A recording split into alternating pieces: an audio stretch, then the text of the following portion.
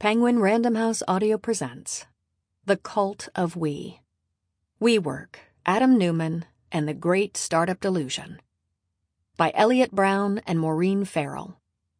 Read for you by Thérèse Plummer.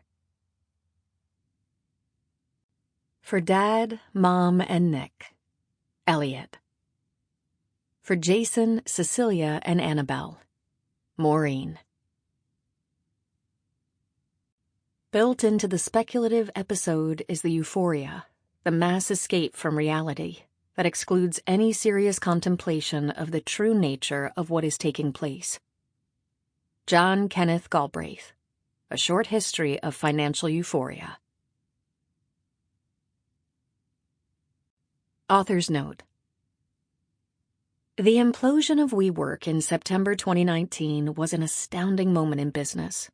Nearly $40 billion in value on paper vanished, virtually overnight, as the investment world woke up to the reality that America's most valuable startup wasn't a tech company, but simply a real estate company, one that was losing more than $1.6 billion a year. Its charismatic, hard-partying CEO, once lionized as the archetype of the modern-day visionary startup founder, suddenly became a target for criticism, particularly for his self-enrichment.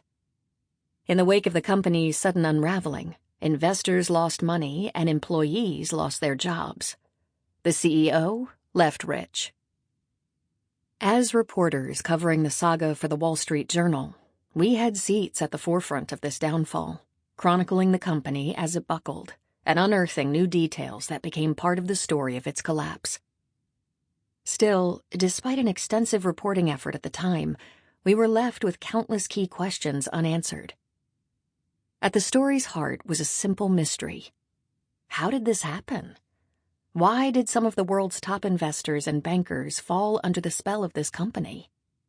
How did capitalism contort to view something so inherently simple, a company leasing real estate, as a disruptive tech startup valued higher than Fortune 500 companies like FedEx and Target? Was the WeWork story an outlier? Or was it simply the most vivid example of a cultural rot that had formed within 21st century entrepreneurial and investment culture? In this audiobook, we attempt to answer these questions. While much was clear in public view, WeWork CEO Adam Neumann raised too much money, set expectations too high, partied too hard, and ultimately flew far too close to the sun.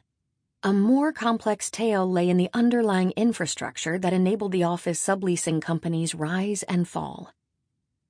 WeWork's money trail led to the country's top banks, to a Middle Eastern monarchy eager to transform its economy, to mutual funds hungry to get a piece of the Silicon Valley action.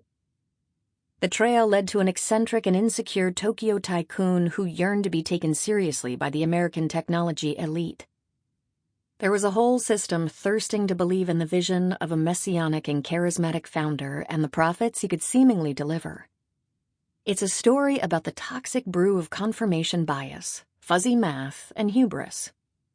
It's a story about what people will do when they are allowed to spend other people's money with minimal oversight.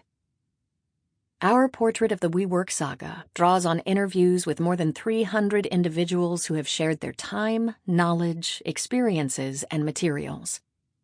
It includes interviews with former and current WeWork executives, staff, and board members, SoftBank staff, bankers, advisors, investors, landlords, rivals, friends, and family members of the Neumanns, SoftBank CEO Masayoshi-san, and numerous others.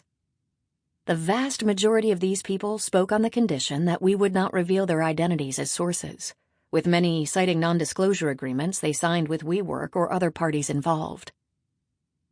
Neumann declined to sit for an interview for this book. Still, he was presented with the facts about him we intended to include, and through a representative, he provided feedback on a portion of those facts, which informed our writing. Throughout the audiobook, we refer to people by their surnames on second reference. To avoid confusion over Adam and Rebecca Neumann when they are mentioned in close proximity, we refer to her as Rebecca. While many of these interviews were conducted in 2020, after WeWork's fall, this book is also the product of years of reporting for the Wall Street Journal. Eliot Brown covered WeWork first as a real estate reporter, and then as a venture capital and startup reporter based in San Francisco, following the company as it came to embody the age of monstrous startups with enormous losses. Maureen Farrell watched its swift and unusual rise while covering IPOs and capital markets for the Journal in New York. After Brown first met Adam Neumann in 2013, the company made Neumann available for a handful of meetings, and it also made other senior executives available for numerous on-the-record interviews over the years. Throughout the audiobook, we've carefully reconstructed scenes and incorporated dialogue. A listener should not assume that a person quoted in a scene has spoken to us. We also have drawn on an extensive array of internal documents at WeWork, including board minutes, investor slideshows, financial presentations, contracts, tape and video recordings, emails, and photographs. Every detail and conversation in this audiobook has also been subjected to fact-checking, and throughout we have followed a cardinal rule we've learned as Wall Street Journal reporters: no surprises. The key people in this audiobook have been made aware and given an opportunity to comment on the revelations contained in this audiobook. We owe a huge debt of gratitude to our sources, who in many cases have given us hours upon hours of their time, painstakingly walking us through their memories of these events. Without them, telling the story, which we believe is a vital parable of the 21st century economy, would not have been possible. Eliot Brown and Maureen Farrell. Prologue. The Summit. The crowd filling the Microsoft Theater in downtown Los Angeles buzzed with anticipation. Technicians in the control room readied cameras and then unleashed a kaleidoscopic array of spotlights that lit up the theater, the same one used for the Emmys. The roughly 5,000 attendees began to rise from their seats, cheering and clapping their hands to the beat of a pulsating pop song. Adam Neumann emerged. Wearing a light blue button-down shirt with sleeves rolled up, black pants, and white sneakers, the high-octane 39-year-old jumped up and down with his hands outstretched, beckoning people to continue clapping. The crowd erupted. Some of the 8 cameras that sprang into action put his face up on a giant screen behind him. If strangers had stumbled into the auditorium, they could be forgiven for mistaking Neumann for a talent show contestant, or perhaps a televangelist. He walked toward center stage, pumping his fist.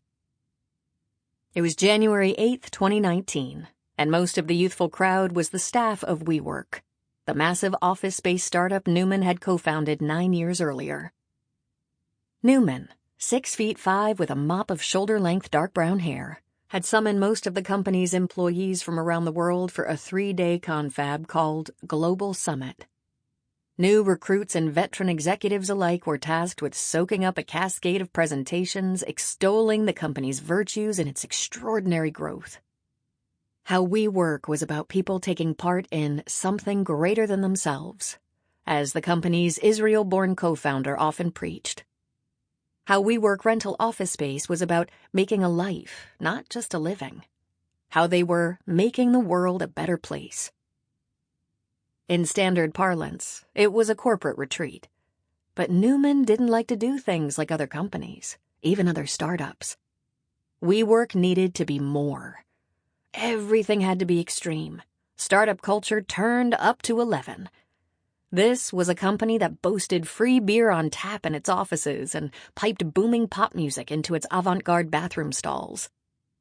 The Los Angeles Summit was just one of 2 epic getaways held each year, the other being a music fest-like event called Summer Camp.